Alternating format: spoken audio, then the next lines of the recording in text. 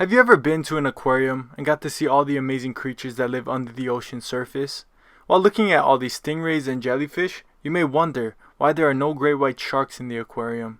Surely you've seen other shark species, but why is there no great white sharks? Today we dive into that question teeth first. Welcome to Content Jungle. Here we explore the world of animals and creatures, both in this world as well as on screen. We dive into topics of animals in the past, present, and future. If you're into these topics, consider subscribing, and if you have, comment down below, and I'll be sure to reply. Without further ado, let's get to the bottom of why there are no great white sharks in captivity.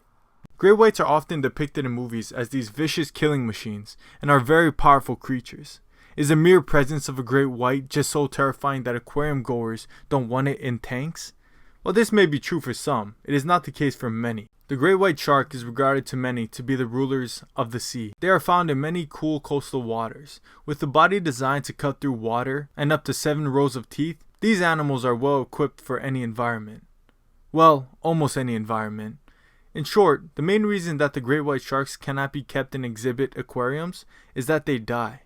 Well, that being the reason, there are a few compelling theories as to why this happens. Before we get into some of the reasons why they may die, let's get a brief history of all the attempts that have already happened, with people trying to keep great white sharks in captivity. In 1955, there was the very first attempt at containing the aquatic beast. This resulted in a failed attempt as the animal lasted less than a day. A few decades later, in 1981, there was another attempt. It had a short-lived victory in SeaWorld. It lasted 16 days. Then in 2004, in the Monterey Bay Aquarium in California, there was somewhat of a success, as they were able to get the female great white, not only to feed, but to grow. She had been in captivity for 198 days. Her visit came to an end at the aquarium once she decided to eat the others in her tank. She would later be re-released into the wild. In more recent times, there has been another attempt resulting in a great white fatality, when an 11-foot great white was brought to an aquarium in Japan in 2016. The shark lasted 3 days, after being brought to the aquarium after being accidentally caught. Now let's talk about some very compelling reasons why they may not do so well in captivity. Their massive size. With an animal that can grow 15 to 20 feet long, with that they need an incredible amount of space. How much space, you may wonder? Well, great whites in the wild are known to migrate up to 2,500 miles. There's no way that a tank, no matter how big, can replicate that. This takes away from the creature's wildness and natural behavior. Believe it or not, this lack of being able to do what they're created to do can result in the great whites being depressed and in shock. When their habitat goes from the world's oceans to a fish pool, no matter how large, it can feel like a huge downgrade. They are now limited to barriers that they had never experienced before. This can explain how some very healthy great whites end up dead fairly fast. Another reason related to the great white's inability to survive in captivity is respiratory problems. There are around 400 different shark species in the world, and out of those, only about 24 are classified as obligate ram ventilators. This means that the great white needs to be in constant movement in order to move water across their gills.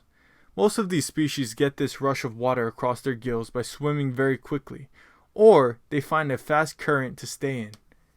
That is very difficult to do in an aquarium setting.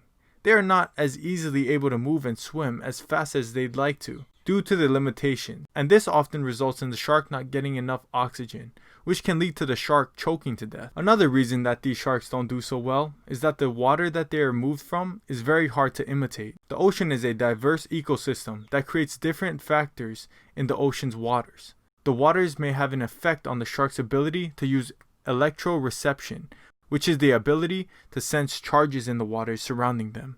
This may be a factor as to why the great whites may end up smashing their face against the glass, as it may be hard to detect according to some scientists. Even if they are able to somehow stay alive, there results in another problem: feeding the great whites.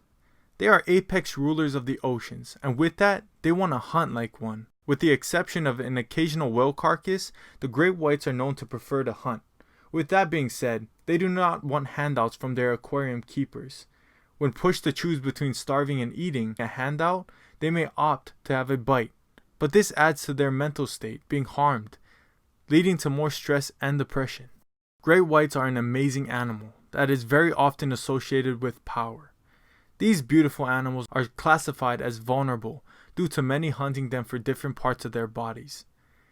The ocean needs its rulers to maintain order. While I would personally love to see a marvelous great white in an aquarium, I don't think it's in the animal's best interest, and thus we must admire them from afar. Scientists may be able to study and figure out why great whites die in captivity, but ultimately at the cost of the great white's life, making it not the greatest solution. As for now, we can enjoy these beautiful animals from afar, and do all we can to keep their waters clean. Here at Content Jungle, we explore animals and creatures from both real life and film, in the past, present, and future. If that sounds like your cup of tea, I'd love for you to subscribe and enjoy the videos. Until next time, this is Content Jungle, signing out.